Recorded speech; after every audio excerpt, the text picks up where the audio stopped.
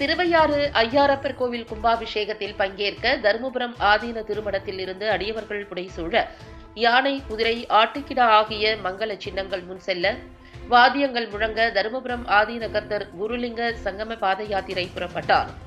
வழியெங்கும் பக்தர்கள் பூரண கும்ப மரியாதை அளித்து வரவேற்பு அளித்தனர். தருமபுரம் ஆதீனத்தின் அருளாட்சிக்குட்பட்ட 28 கோவில்களுள் பஞ்சநதத்தலம் என்னும் திருவையாறு பஞ்சநதீஸ்வர சுவாமி தேவஸ்தானம் ஸ்ரீ அறம்பலர் தன்னாயகி உடனாகிய ஐயாரப்பர் கோவிலும் ஒன்றாகும். திருநாவுக்கரசருக்கு கைலை காட்சி அருளிய சிறப்புடையதும் சமய குரவர்கள் மூவரால் பாடல் பெற்றதுமான இக்கோவில் கும்பாபிஷேகம் பிப்ரவரி 3ஆம் தேதி நடைபெறவுள்ளது.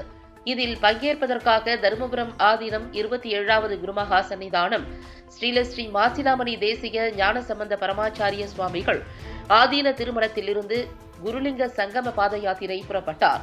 முன்னதாக தருமையாதீன பூஜா மூர்த்தியான ஸ்ரீ சொக்கநாத பெருமானை சிறப்பு வழிபாடு மேற்கொண்ட பின்னர் சொக்கநாத பெருமானை தலையில் சுமந்து திருப்பனந்தாள் ஸ்ரீ காசிமடத்து இளவரசு ஸ்ரீமத் சபாபதி தம்பிரான் சுவாமிகள் கைலாககு கொடுக்க அடியவர்கள் புடைசூழ யானை, குதிரை, ஆட்டுக்கிடா ஆகிய மங்கள சின்னங்கள் முன் செல்ல வாத்தியங்கள் முழங்க குருலிங்க சங்கம பாத யாத்திரை புறப்பட்டார்.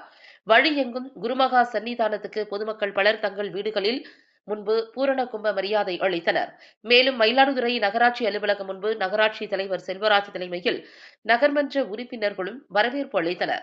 அங்கிருந்து குத்தாலம், கஞ்சனூர், திருபுவனம், கும்பகோணம், சுவாமிமலை, கபிஸ்தலம், திருப்பழனம் வழியாக சென்று ஜனவரி 25ஆம் தேதி திருவையாறு அடையும் குருமகா சன்னிதானம் கும்பாபிஷேக விழாவில் பங்கேற்க உள்ளார்.